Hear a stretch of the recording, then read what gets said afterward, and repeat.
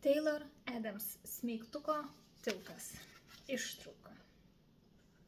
Staigmena turiu naują hobį. Mėly skaitytojai, pirmiausia turėčiau paaiškinti, kad su ginklais buvau pažįstama nuo mažumės. Tėvas motinos nepasitenkinimai reikalavo, kad jie mergaitės mokėtų šaudyti ir išvalyti pusiau automatinį šautuvą. Tačiau po keistos Kemberis savižudybės ir po jo sekusio emocinio sąmyšio man būt reikėjo paguodos.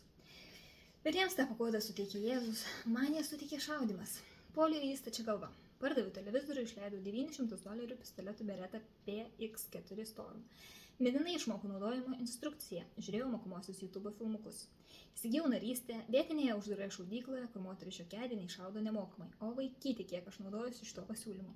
Mano skaičiavimais vos per 2 mėnesius iššaudžiau 10 000 kulkų, greičiausiai ir daugiau.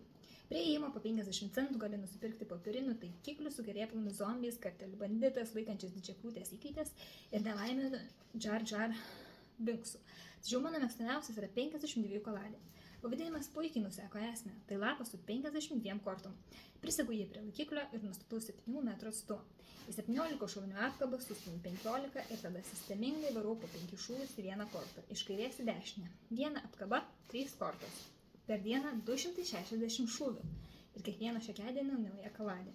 Pirmąją savaitę sunkiai pataikydavau į norimą kortą, bet buvau atkakli. Pastebėjau savo blogus įpročius ir jų atsikračiau.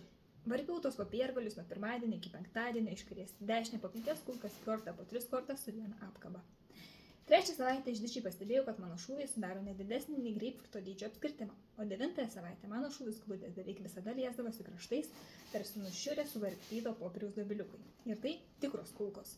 O dar kiek iššoviau tuščių šūvių, 2, gal net 3 tiek. Bute užtraukusi užuolaidas ir ilgas valandas mokiausi valdyti galduką tuščiomis kulkomis, kol prisitryniau pirštus iki pūslių ir žaizdų.